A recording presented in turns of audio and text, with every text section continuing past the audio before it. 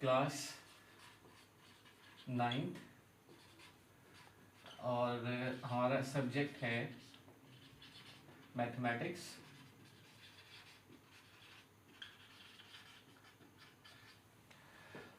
और हमारा चैप्टर है chapter 1 which is matrices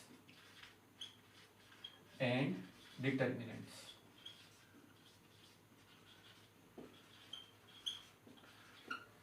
matrices and determinants. तो स्टूडेंट्स, आज से हम लोग स्टार्ट करने जा रहे हैं class 9th mathematics chapter number 1 which is matrices and determinants. तो स्टूडेंट्स, सबसे पहले हम लोग बात करेंगे मैट्रिसेस के हवाले से कि मैट्रिसेस क्या होते हैं, सबसे पहले कब इनको इंट्रोड्यूस किया गया था और उनको कैसे हम लोग यूज कर सकते हैं या कैसे डिफरेंट मैथमेटिकल ऑपरेशंस कैसे इनके ऊपर अप्लाई कर सकते हैं। तो सबसे पहले बात करते हैं मैट्रिसेस के हवाले से कि मैट्रिसेस क्या होते हैं। तो बच्चों, मैट्रिसेस का जो कॉन्सेप्ट है वो सबसे पहले इंट्रोड्यूस करवाया था 19th सेंचुरी के अंदर एक इंग्लिश मैथमेटिशियन था जिसका नाम था जेम्स सिल्वेस्टर। जेम्स सिल्वेस्टर एक साइंटिस्ट था जिसने 19th सेंचुरी के अंदर सबसे पहले मैट्रिक्स की टर्म को यूज किया था। उसके बाद उसी का फ्रेंड था जिसका नाम था Arthur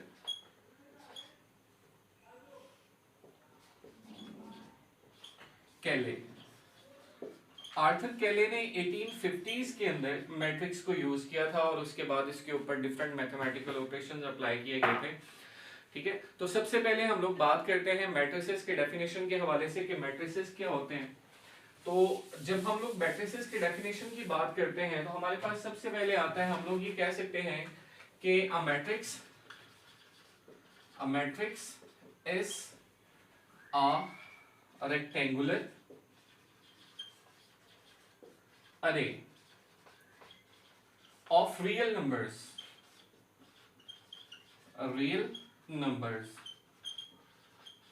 Matrix is a rectangular array of real numbers enclosed in square brackets.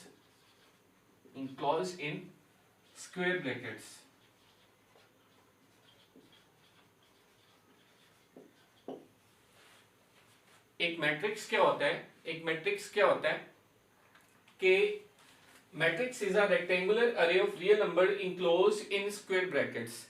के रियल नंबर्स की हकीकी अदाद की जो तरतीब होती है जब उसको बड़ी ब्रैकेट के अंदर, मुरब्बी ब्रैकेट के अंदर बंद कर दिया जाता है तो उसको आप क्या नाम देते हो? एक मैट्रिक्स का नाम देते हो। स्टूडेंट्स, यहाँ पर सिर्फ रियल नंबर्स ही नहीं आ सकते, यहाँ पर सिंबल्स भी आ सकते हैं, यहाँ पर एक्सप्रेशंस भी आ सकते हैं, तो उनको भी नाम देते हैं। For example, let's say we have different numbers like 1 2 3 4 5 and 6। ये हमारे पास डिफरेंट रियल नंबर्स हैं। जब हम इनको अरेंज करते हैं, रेक्टेंगुलर अरे का मतलब क्या होता है? अरेंजमेंट। ठीक है, रेक्टेंगुलर का मतलब क्या होता है? मुस्ततिली। मतलब हकीकी अदाद की मुस्ततिली बनावट जो मुरब्बी ब्रैकेट के अंदर उसको बंद कर दिया जाता है उसको हम लोग क्या नाम देते हैं? एक मैट्रिक्स या कॉलम का नाम दिया जाता है। तो हमारे पास ये डिफरेंट नंबर्स हैं, जब हम इनको अरेंज करते हैं इन रेक्टेंगुलर अरे और इनको इनक्लोज कर दिया जाता है स्क्वायर ब्रैकेट्स के अंदर, मुरब्बी ब्रैकेट्स के अंदर, तो उनको हम लोग क्या नाम देते हैं? एक मैट्रिक्स का नाम देते हैं। एक चीज, दूसरी चीज ये है कि मैट्रिक्स जो है उसको हमेशा कैपिटल लेटर से डिनोट किया जाता है, कैपिटल लेटर से शो किया जाता है। और जो चीजें किसी मैट्रिक्स के अंदर शामिल होती हैं उनको हम लोग क्या नाम देते हैं? उस मैट्रिक्स के एलिमेंट्स का नाम दिया जाता है, मैट्रिक्स के एलिमेंट्स का नाम दिया जाता है। क्लियर? तो स्टूडेंट, जब हम लोग एक मैट्रिक्स को स्टडी करते हैं तो उस मैट्रिक्स के अंदर दो चीजें आती हैं। एक जिसको आप क्या नाम देते हो? रोज का नाम देते हो, and the second one is columns. तो हम लोग बात करते हैं कि रोज क्या होती हैं और कॉलम्स क्या होते हैं। तो सबसे पहले हम लोग कहते हैं रोज क्या होती हैं। रोज बच्चों कहते हैं कि horizontal arrangement of elements in a matrix, कि किसी भी मैट्रिक्स के अंदर जो एलिमेंट्स की हॉरिजॉन्टल अरेंजमेंट होती है, लाइक दिस वन, ये जो आपके पास हॉरिजॉन्टल अरेंजमेंट है ये वाली भी, तो इसको आप क्या नाम देते हो? रोज का नाम देते हो। क्लियर?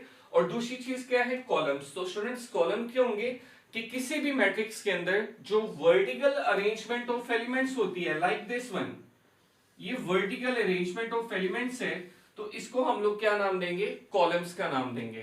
क्लियर है स्टूडेंट्स के एक मैट्रिक्स क्या होता है, मैट्रिक्स को किस चीज से शो किया जाता है, मैट्रिक्स के अंदर जो चीजें शामिल होती हैं उनको क्या कहते हैं, रोज क्या होती हैं और कॉलम्स क्या होते हैं। यहां तक क्लियर है। अब हम लोग बात करते हैं ऑर्डर के बारे में कि एक मैट्रिक्स जो है उसका ऑर्डर क्या होता है, एक मैट्रिक्स का ऑर्डर क्या होता है या मर्तबा क्या होता है। देखिए बच्चों, ऑर्डर के बारे में जब हम लोग बात करते हैं तो ऑर्डर बेसिकली स्पेसिफाई करता है number of rose and number of columns in a matrix. Order हमें ये बताता है कि किसी भी मैट्रिक्स के अंदर कितनी रोज हैं और कितने कॉलम्स हैं। Let's suppose we have a matrix in which we have n number of rows, sorry, m number of rows, number of rows is equal to m and n number of columns is equal to n। तो जब हम लोग students बात करते हैं order के हवाले से, तो ऑर्डर जो है वो बेसिकली होता है m क्रॉस n। यहां पर m किस चीज को शो करता है, रोज को, और n किस चीज को शो करता है, कॉलम्स को शो करता है। ये दरमियान में जो साइन दिया हुआ है स्टूडेंट्स, आप इनको मल्टीप्लाई नहीं करेंगे, इसको हम लोग सिंपली लिखते हैं बाय, या हम लोग इसको क्रॉस पढ़ते हैं, ठीक है। यानी कि रोज क्रॉस कॉलम हमारे पास क्या आ जाता है, किसी भी मैट्रिक्स का ऑर्डर आ जाता है। लेट्स सपोज हम लोग बात करते हैं, हमारे पास एक मैट्रिक्स है a इज इक्वल टू 1 2 -1 4 3 0। ये हमारे पास एक मैट्रिक्स है। जब हम लोग इसके ऑर्डर की बात करते हैं तो ऑर्डर का मतलब बेसिकली क्या होता है कि इस मैट्रिक्स के अंदर कितनी रोज हैं और कितने कॉलम्स हैं। तो हम लोग यहां पर लिखते हैं order is equal to m cross n, या इसको आप इस तरह से भी लिख सकते हो, हम लोग यहां पर लिख सकते हैं m बाय n। तो m किस चीज को शो करता है, नंबर ऑफ रोज को, और नंबर ऑफ रोज क्या होती हैं, हम लोगों ने ये डिस्कस किया था कि horizontal arrangement of elements in a matrix are called rows. एक मैट्रिक्स के अंदर जो एलिमेंट्स की हॉरिजॉन्टल अरेंजमेंट होती है तो उसको आप क्या नाम देते हो, रोज का नाम देते हो। तो इस मैट्रिक्स के अंदर हमारे पास कितनी रोज हैं, 2। n किस चीज को शो करता है, नंबर ऑफ कॉलम्स को, और कॉलम्स क्या होते हैं हम लोगों ने डिस्कस किया था, vertical arrangement of elements in a matrix is called columns. ये वर्टिकल अरेंजमेंट होती है स्टूडेंट्स, ये वर्टिकल अरेंजमेंट होती है, इसको क्या नाम देते हैं, कॉलम्स का नाम देते हैं। हम लोग कॉलम्स काउंट करें तो 1 2 3, there are 3 columns in this matrix. तो फिर इस मैट्रिक्स का ऑर्डर क्या हो जाएगा, 2/3। तो जब हम लोग इस 2/3 को देखेंगे तो हम लोग इजीली प्रिडिक्ट कर सकते हैं कि इस मैट्रिक्स के अंदर 2 रोज हैं और कितने कॉलम्स हैं, 3 कॉलम्स हैं। क्लियर है स्टूडेंट्स, ऑर्डर का कॉन्सेप्ट क्या होता है, इसको हम लोग कैसे फाइंड कर सकते हैं, तो उस हवाले से हम लोग चलते हैं एक्सरसाइज की तरफ। एक्सरसाइज है हमारे पास 1.1 और हमारा जो क्वेश्चन है दैट इज 1। इससे पहले स्टूडेंट्स आप लोगों ने एमसीक्यूज के तौर पर एक चीज ध्यान में रखनी है कि जो मैट्रिक्स का कॉन्सेप्ट है वो सबसे पहले किसने यूज किया था, और उन मैथमेटिशियंस का जो नाम था दैट वाज आर्थर केले। आर्थर केले was the first scientist who used the concept of matrices। Clear है स्टूडेंट्स, तो चलते हैं अपनी एक्सरसाइज 1.1 की तरफ।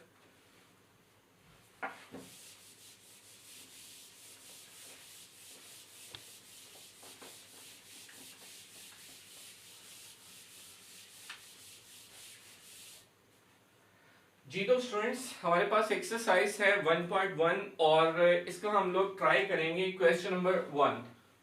क्वेश्चन नंबर 1, और क्वेश्चन नंबर 1 क्या है, find the order of the following matrices. We are given with different matrices like a is equal to 2 3 -5 and 6। आपने क्या करना है, इस मैट्रिक्स का ऑर्डर फाइंड करना है। तो ऑर्डर कैलकुलेट करने के लिए हम लोगों ने एक फॉर्मूला देखा था, basically order is equal to m cross n, या m बाय n भी आप यूज कर सकते हो स्टूडेंट्स। तो यहाँ पर m किसको शो करता है, नंबर ऑफ रोज को, और n किस चीज को शो करता है, नंबर ऑफ कॉलम्स को। तो हम लोग यहाँ पर देखते हैं कि रोज क्या होती है, हम लोगों ने बात की थी कि rows are the horizontal arrangement of elements in a matrix. और हॉरिजॉन्टल अरेंजमेंट क्या होती है, एक ये रो है आपके पास और दूसरी रो ये वाली है, तो हम लोग ये लिख सकते हैं कि यहाँ पर कितनी रोज हैं, 2। एन किस चीज को शो करता है बच्चों, नंबर ऑफ कॉलम्स को। And what is column, vertical arrangement of elements in a matrix is called as columns. तो वर्टिकल अरेंजमेंट हमारे पास कितनी है, देयर आर 2 वर्टिकल अरेंजमेंट्स। तो फिर इस मैट्रिक्स का ऑर्डर कितना हो जाएगा, 2/2। क्लियर है। एक और क्वेश्चन ट्राई करते हैं हम लोग। We have C is equal to 2 and 4। ठीक है, अब हम लोग ये देखेंगे कि इसके अंदर कितनी रोज हैं और कितने कॉलम्स हैं। इन अदर वर्ड्स हम लोग इसका ऑर्डर फाइंड करेंगे कि इसका ऑर्डर क्या होगा। तो बच्चों ऑर्डर का फॉर्मूला अभी हम लोगों ने डिस्कस किया था, हमने क्वेश्चन भी सॉल्व किया। ऑर्डर का फॉर्मूला क्या होता है, m क्रॉस n। m किस चीज को शो करता है, मैं आपका बार बार रिवाइज इस वजह से करवा रहा हूं ताकि आप एक चीज आपके माइंड में फिट हो जाए। ठीक है, तो m किस चीज को शो करता है, नंबर ऑफ रोज को। एंड व्हाट आर रोज, रोज क्या होती है, horizontal arrangement of elements in a matrix. तो हॉरिजॉन्टल अरेंजमेंट कितनी है हमारे पास, जस्ट 1। तो हम लिखते हैं यहां पर 1 क्रॉस n किस चीज को शो करता है, नंबर ऑफ कॉलम्स को। And what are columns, columns क्या होते हैं, vertical arrangement of elements in a matrix. तो यहाँ पर वर्टिकल अरेंजमेंट जो है वो हमारे पास कितनी है, 2। तो हम लोग यहाँ पर क्या लिखेंगे, 2। तो इस मैट्रिक्स का ऑर्डर क्या होगा, 1/2 या 1 क्रॉस 2। नेक्स्ट क्वेश्चन है बच्चों हमारे पास E is equal to A B C D E and F। तो हमने इसका ऑर्डर फाइंड करना है। तो हम लिखते हैं ऑर्डर, इक्वेशन बच्चों आपने इस तरह से सॉल्व करना है, order is equal to m cross n। ठीक है, m क्रॉस n, तो यहाँ पर m किस चीज को शो करता है, नंबर ऑफ रोज को। और रोज क्या होती हैं, horizontal arrangement of elements in a matrix. और हमारे पास जो हॉरिजॉन्टल अरेंजमेंट कितनी है, वो है 3। तो हम यहाँ पर क्या लिखेंगे, 3n2 या क्रॉस। n किस चीज को शो करता है, नंबर ऑफ कॉलम्स को। और नंबर ऑफ कॉलम्स क्या होते हैं, vertical arrangement of elements in a matrix. और वर्टिकल अरेंजमेंट्स यहाँ पर कितनी है, 2। तो इस मैट्रिक्स का ऑर्डर क्या हो जाएगा, 3 क्रॉस 2। क्लियर है बच्चों। और क्वेश्चन नंबर 1 का एक लास्ट पार्ट में कर देता हूं, f इज इक्वल टू 2। ठीक है जी।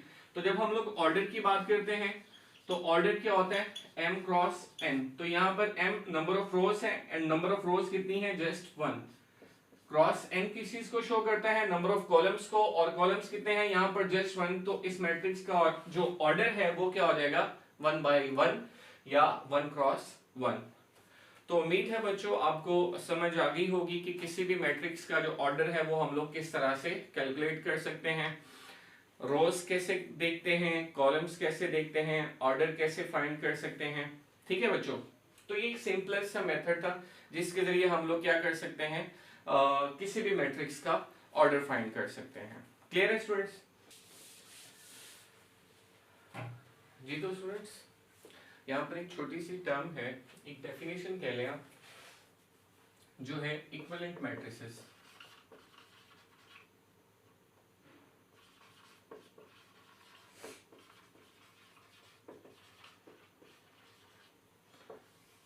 इक्विवेलेंट मैट्रिसेस या मुसावी कॉलम क्या होते हैं। तो स्टूडेंट्स कोई से भी दो मैट्रिसेस जो हैं वो इक्विवेलेंट होंगे अगर वो दो कंडीशंस को सेटिस्फाई करते हैं। और वो दो कंडीशंस क्या है, नंबर वन क्या है, उनका ऑर्डर सेम होना चाहिए। ऑर्डर सेम होने का मतलब क्या है कि number of rows must be equal to number of columns, कि नंबर ऑफ रोज जो है वो नंबर ऑफ कॉलम्स के इक्वल होनी चाहिए। दूसरी कंडीशन क्या है, दूसरी कंडीशन में हम लोग लिख सकते हैं कि उनके जो कोरेस्पॉन्डिंग एलिमेंट्स होते हैं, उर्दू में अगर हम लोग कहें तो हम लोग ये कहते हैं उनके जो मतनाजरा अरकान होते हैं। मतनाजरा अरकान क्या होते हैं, मैं अभी आपसे एक्सप्लेन करता हूं।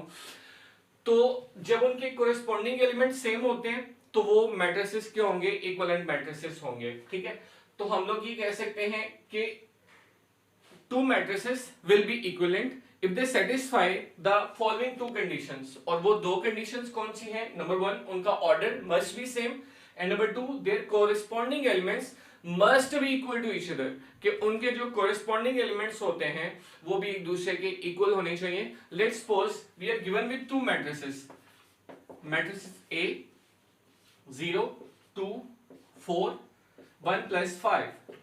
ये मैट्रिक्स A है और मैट्रिक्स B है हमारे पास 1 माइनस 1 1 प्लस 1 1 प्लस 3 एंड 6. ये हमारे पास दो मैट्रिसेस हैं. ठीक है, तो हम लोग ये देखते हैं कि ये मैट्रिसेस इक्विवेलेंट हैं या नहीं. और हमने अभी कहा कि कोई से भी दो मैट्रिसेस जो हैं वो इक्विवेलेंट होंगे अगर वो दो कंडीशंस को सेटिस्फाई करते हैं. उनका ऑर्डर सेम होना चाहिए. ऑर्डर सेम होने का मतलब ये है कि number of rose and number of columns एक दूसरे के इक्वल होने चाहिए. तो हम लोग ये देखते हैं कि इस मैट्रिक्स ए के अंदर कितनी रोज हैं स्टूडेंट्स, 1 एंड 2 रोज हैं, और कॉलम्स कितने हैं 1 एंड 2, और 2 कॉलम्स हैं. ठीक है, अगेन मैट्रिक्स बी की बात करते हैं तो मैट्रिक्स बी के अंदर कितनी रोज हैं 2, और इसके अंदर कॉलम्स कितने हैं 2 कॉलम्स हैं. यहाँ पर स्टूडेंट्स को एक छोटी सी कंफ्यूजन ये होती है कि जिस तरह यहाँ पर लिखा हुआ है 1 प्लस 5, तो वो उसको दो कॉलम्स कंसीडर करते हैं. मतलब एक ये वाला कॉलम और एक ये वाला कॉलम. ऐसा नहीं है, बिकॉज 1 प्लस 5 को अगर हम लोग सॉल्व करें तो इसका आंसर क्या आता है 6 आता है. तो उसको आपने एक ही रो या एक ही कॉलम कंसीडर करना है. तो स्टूडेंट्स मैट्रिक्स ए का जो ऑर्डर है that is 2/2 and matrix B का जो ऑर्डर है दैट इज आल्सो 2/2. मतलब ये दोनों मैट्रिसेस पहली कंडीशन को सेटिस्फाई करते हैं कि इन दोनों का ऑर्डर सेम है.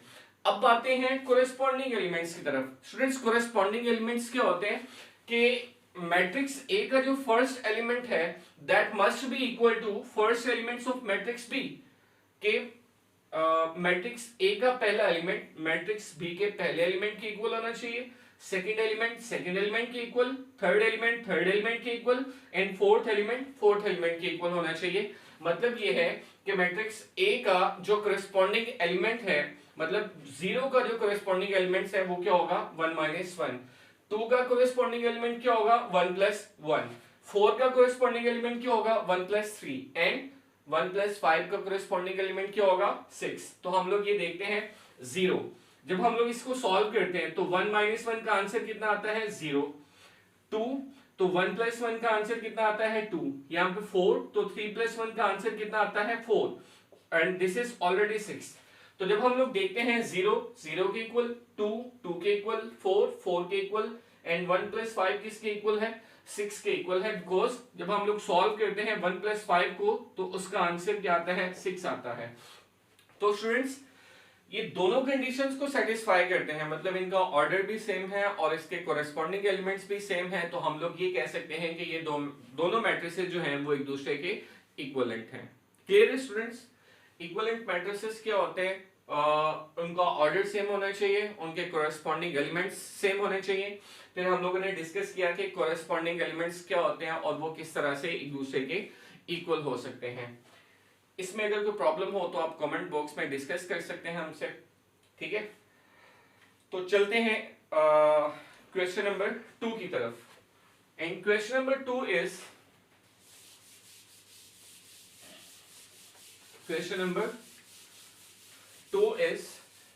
which of the following matrices are equal, कि इनमें से कौन से मैट्रिसेस जो हैं वो एक दूसरे के इक्वल हैं. ठीक है, तो मैं यहां पे मैट्रिसेस लिख देता हूं. Matrix A 3, matrix B 3 and 5, matrix C 5 minus 2, matrix D 5 and 3, matrix E 4 6 0 2, matrix F 2 6, matrix जी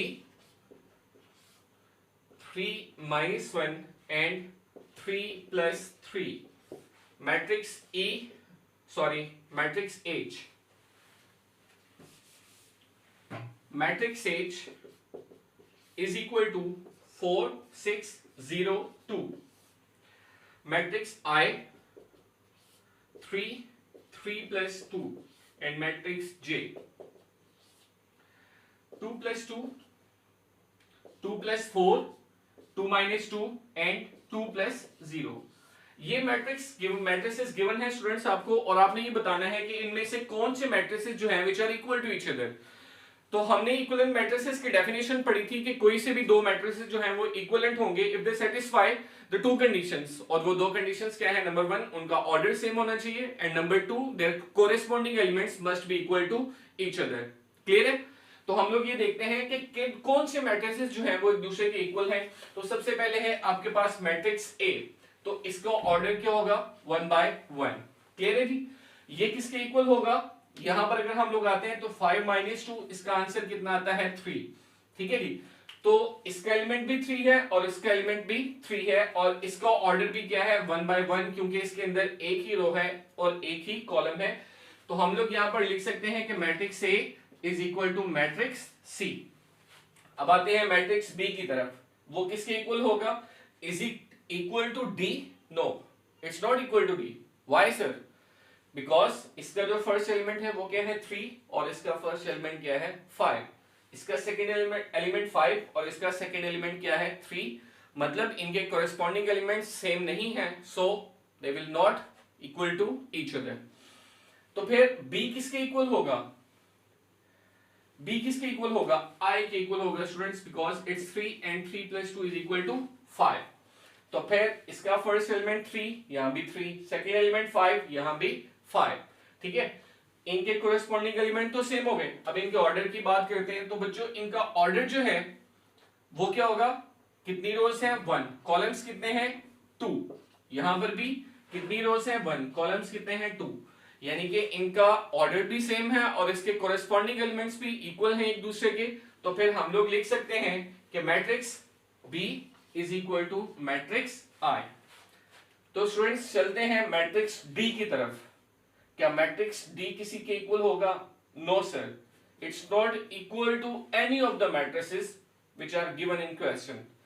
ई की बात करते हैं तो ई सिंपली किसके इक्वल होगा, एच के इक्वल होगा। ठीक है? और इसके अलावा 2 + 2 इसको सॉल्व करते हैं तो 4, 2 - 2 0, 2 + 4 6, 2 + 0 2, यानी 4 0 6 2, 4 0 6 2 एंड 4 0 6 2। इसके अंदर भी 2 रोज 2 कॉलम्स, इसके अंदर भी 2 रोज 2 कॉलम्स, और इसके अंदर भी 2 rows and 2 columns. So we can write matrix E is equal to matrix H and this one is also equal to matrix J। अब हम लोग आते हैं F की तरफ, तो F किसके इक्वल होगा, सिंपली G के इक्वल होगा, because 3 - 1 2 and 3 + 3 6, so we can write matrix F is equal to matrix G। Clear है स्टूडेंट्स? इक्विवेलेंट मैट्रिसेस क्या होते हैं, कब कब दो मैट्रिसेस एक दूसरे के बराबर होंगे और हम उनको कैसे कैलकुलेट कर सकते हैं। जी तो स्टूडेंट्स अब हम लोग स्टार्ट करते हैं क्वेश्चन नंबर 3। जो क्वेश्चन नंबर 3 जो है वही आपने कॉन्सेप्ट यूज करना है इक्विवेलेंट मैट्रिसेस का। ठीक है? इक्विवेलेंट मैट्रिसेस का कॉन्सेप्ट यूज करते हुए आपने इसको सॉल्व करना है। तो हमारे पास क्वेश्चन गिवन है a + c, c - 1, a + 2b and 4d - 6। This one is equal to 0, 3 - 7 2d। अब ये क्वेश्चन आपको गिवन है बच्चों, and you have to find the values of a, b, c and d। आपने a, b, c और d की values calculate करनी है। क्लियर है? अच्छा, अब इसके अंदर हमें हिंट क्या गिवन है, अब जो हिंट गिवन है that is sign of equality. Sign of equality का मतलब ये है कि ये दोनों मैट्रिसेस एक दूसरे के इक्वल हैं, और अगर दो मैट्रिसेस एक दूसरे के इक्वल होंगे तो इसका क्या मतलब है, इसका मतलब ये है कि एक उनके ऑर्डर भी सेम होंगे और दूसरा उनके जो कोरिस्पोंडिंग एलिमेंट्स हैं वो भी एक दूसरे के बराबर होंगे। तो हम लोग कोरिस्पोंडिंग एलिमेंट्स के कॉन्सेप्ट को यूज करते हैं, तो हम लोग लिख सकते हैं a + c, यानी कि इसका पहला एलिमेंट इसके पहले एलिमेंट के इक्वल है, that one is equal to c। इसको इक्वेशन 1 का नाम देते हैं। क्लियर है? उसके बाद a + 2b is equal to -7, इसको क्या नाम देते हैं, इक्वेशन 2 का। Again third element c - 1 is equal to 3, equation 3। Again 4d - 6 will be equal to 2d, और इसको क्या नाम देते हैं, इक्वेशन 4 का नाम देते हैं। इन इक्वेशंस को यूज करते हुए बच्चों हमने क्या करना है, A B C and D की वैल्यूज को कैलकुलेट करना है। तो सबसे पहले हम लोग ये देखते हैं कि किस इक्वेशन को सॉल्व करके हम लोग सबसे पहले वैल्यूज फाइंड कर सकते हैं। इक्वेशन 1 को यूज करके नो, इक्वेशन 2 को यूज करके नो। सर व्हाई, क्यों? बिकॉज यहां पर दो वैल्यूज फाइंड करनी है आपने, ठीक है। c-1, यस, इसको यूज करके हम लोग फाइंड कर सकते हैं किसकी वैल्यू, c की वैल्यू। तो हम लोग क्या लिखेंगे यहां पर, equation 3 comes as c-1 is equal to 3, ये 1 यहां पर माइनस हो रहा है, दूसरी साइड पे जाके क्या हो जाएगा प्लस, तो c will be equal to 3 + 1, तो c का आंसर कितना आ जाएगा 4। इसको इंसर्कल कर देना है हमने। अब देखें बच्चों, c की वैल्यू इनमें से किसी इक्वेशन में पुट करने से हमारे पास किसी भी दूसरी टर्म की वैल्यू आ जाएगी। तो हमारे पास है equation 1, that is a + c = 0। तो हम लिख सकते हैं इक्वेशन, हम लिखते हैं पुटिंग वैल्यू ऑफ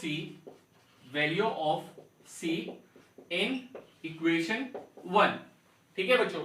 तो a + c = 0, c की वैल्यू क्या है 4, तो a + 4 will be equal to 0। 4 यहां पे प्लस हो रहा है, इस साइड पे आगे क्या हो जाएगा माइनस, तो a will be equal to -4। Clear है जी, a की वैल्यू भी आ गई। अब a की वैल्यू किस इक्वेशन में पुट करेंगे, इक्वेशन नंबर 2 में। तो हम यहां पर मेंशन करते हैं putting value of a in equation 2। तो जब हम लोग वैल्यूज पुट करेंगे तो a + 2b is equal to -7। a की वैल्यू क्या है -4 + 2b इज इक्वल टू -7। 4 यहां पे माइनस हो रहा है, इस साइड पे आगे क्या हो जाएगा plus, so we can write 2b is equal to -7 + 4। -7 + 4 दोनों के साइंस क्या हैं, डिफरेंट हैं, और हमें ये पता है कि अगर दो टर्म्स के साइन डिफरेंट होंगे तो हम उनको माइनस करेंगे। तो -7 + 4 आंसर कितना आता है 3, और साइन कौन सा आएगा माइनस का, क्योंकि बड़ी टर्म का साइन क्या है minus, and that one will be equal to 2b। तो बच्चों हमने वैल्यू किसकी फाइंड करनी है, b की वैल्यू, और 2 इस b के साथ मल्टीप्लाई हो रहा है, तो दूसरी साइड पे जाके क्या हो जाएगा डिवाइड, तो हम लिख सकते हैं b इज इक्वल टू -3/2। ये हमारे पास किसकी वैल्यू आ गई, b की। अब किसकी वैल्यू रहेगी, d की वैल्यू, तो उसके लिए हम लोग क्या करेंगे, इक्वेशन नंबर 4 को यूज करेंगे। So equation 4 comes as 4d - 6 is equal to 2d। अब 6 यहां पर माइनस हो रहा है, इधर आके क्या हो जाएगा प्लस, तो 4d will be equal to 2d + 6। अब 2d यहां पे प्लस हो रहा है, इस साइड पे आके क्या हो जाएगा माइनस, तो 4d - 2d is equal to 6। तो 2d is equal to 6, 2 यहां पे मल्टीप्लाई हो रहा है, इधर आके क्या हो जाएगा divide 6/2, and d will be equal to 3। ले स्टूडेंट्स, तो हमारे पास वैल्यूज आ गई, a की वैल्यू भी आ गई, b की वैल्यू भी आ गई, c की वैल्यू भी आ गई, और d की वैल्यू भी आ गई। तो नीचे हम इनको अलग से मेंशन कर देते हैं, a is equal to -4, b is equal to -3/2, c is equal to 4, and d is equal to 3। Clear है स्टूडेंट्स, हमने इक्विवेलेंट मैट्रिसेस के कॉन्सेप्ट को यूज करते हुए इस क्वेश्चन को सॉल्व किया। तो स्टूडेंट्स, इस क्वेश्चन में या इस एक्सरसाइज में किसी भी किस्म की प्रॉब्लम हो तो आप हमसे डिस्कस कर सकते हैं, कमेंट बॉक्स के अंदर डिस्कस कर सकते हैं, या हमें ईमेल कर सकते हैं। ईमेल नीचे मेंशन किया गया है, आप देख सकते हैं, asifhamid918@gmail.com। Thank you very much students, अल्लाह हाफिज़, मिलते हैं नेक्स्ट लेक्चर में।